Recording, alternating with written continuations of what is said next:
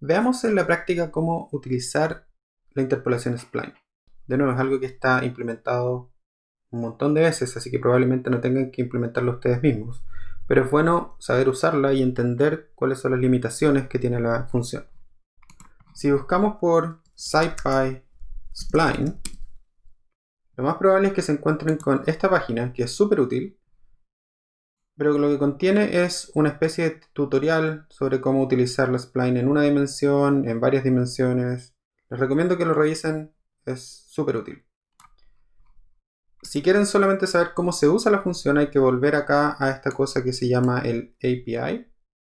Y acá en la sección de interpolación se van a encontrar con la lista de todas las funciones distintas que les permiten hacer interpolación en una dimensión, en varias dimensiones, splines y otro tipo de interpolaciones.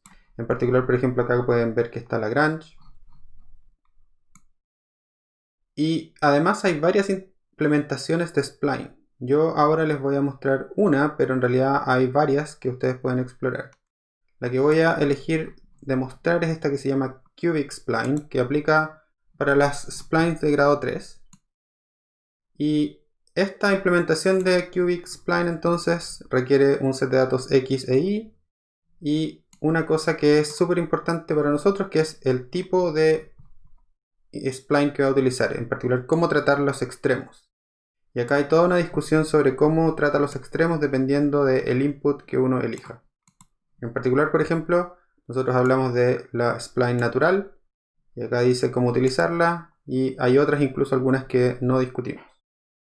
Entonces, lo que encontramos acá es que en este módulo de Interpolate, la función QXPline nos va a permitir construir un interpolador. Veamos en la práctica cómo se ve eso. Entonces, volvemos a VS Code. Ahora tengo un nuevo archivo que se llama spline.py, que básicamente hace lo mismo que hacían los otros demos al principio.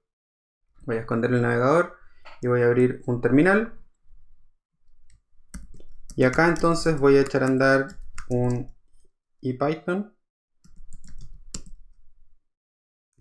Y si corro este archivo que se llama spline.py, lo que obtengo es este gráfico sencillo, que son los 4 puntos a través de los cuales quiero encontrar una interpolación spline. Entonces, ¿cómo lo haríamos? Necesitamos importar cubic spline. Entonces, from scipy.interpolate import cubic spline.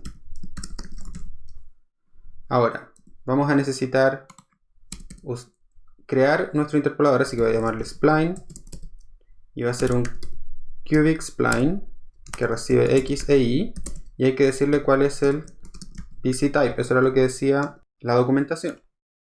Y este BC type entonces puede ser una spline natural. Entonces elijamos una spline natural. Y ahora para poder graficarla, vamos a necesitar un set de puntos.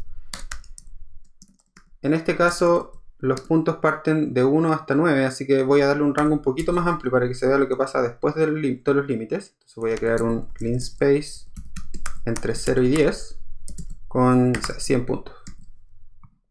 Y ahora entonces puedo graficar esa spline. Puedo graficar los puntos versus la spline evaluada en esos puntos. Y el label le vamos a llamar natural. Y este tenía que ser con minúscula. Y ahora entonces, para que se vea el label, tenemos que poner un legend. Y si corremos eso ahora, nos encontramos con este gráfico, donde están nuestras cruces y la curva spline que pasa por todos los puntos, y es una curva suave que tiene derivadas continuas de primer y segundo orden en cada uno de los nodos. Estos puntos se llaman los nodos. Ahora, es súper importante entender que al elegir la spline natural estamos haciendo una elección que afecta la forma global de la función. Entonces, para demostrar eso voy a crear ahora otra spline. Y va a ser una spline cúbica, pero ahora voy a hacerla de otro tipo. Y recuerden, estos tipos lo único que hacen es afectar los bordes, cómo trata los bordes de la función. Entonces, entre los tipos está, por ejemplo, este que dice clamp, que lo que hace es hacer que la primera derivada en las curvas termine en 0. Entonces obliga a la primera derivada a ser 0. Recuerden que este otro tipo lo que hacía era obligar a las segundas derivadas a ser 0. Veamos qué pasa en ese caso. Si le ponemos acá entonces clamp y graficamos la siguiente función,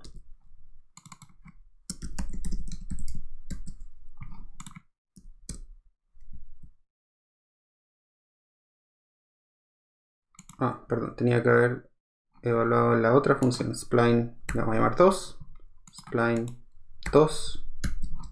Ahora sí, ejecutamos esto y tenemos dos splines que son distintas, y no son solo distintas en los bordes, además son distintas en el interior. Entonces nuestra elección de spline en los bordes afecta la forma global de la spline. Entonces hay que tener cuidado en qué es lo que uno sabe respecto de los bordes o no sabe, pero en general esta cosa produce cambios en toda la función.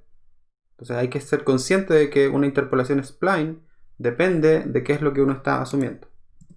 Veamos uno más. Esta cosa tiene una implementación que nosotros no discutimos, que es esta not a not.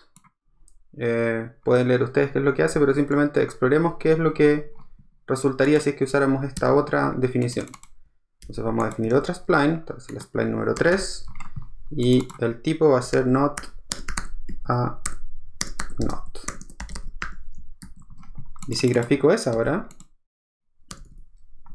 este tiene que ser la spline 3 y esto se va a llamar not a not. Y si la grafico se dan cuenta entonces que tenemos otra opción más de cómo se puede ver la spline tanto dentro del intervalo como hacia afuera del intervalo. Es simplemente para enfatizar que es súper importante la elección que uno hace. Ahora, a pesar de estas diferencias, la spline la empezamos a usar porque solucionaba un problema. Y era el problema de la suavidad de la función. Recuerden que los ajustes con un polinomio hacían que la función saltara y se volviera fuera de control. Y el spline debiese controlar por eso. Entonces veamos cómo se ve. Entonces, voy a volver a nuestro script de Runge. Y ahora entonces lo voy a correr primero para que veamos cómo se veía. Entonces con 5 puntos el algoritmo de Runge entonces nos mostraba que la función original es naranja y nuestra interpolación con polinomio es esta cosa verde que no se parece en nada a los puntos. Podemos aumentar el número de puntos y a pesar de aumentar el número de puntos la función no se ve mucho mejor. Empieza a mejorar al centro, pero en realidad se pone a saltar en los bordes. La spline debiese solucionar un poco esto.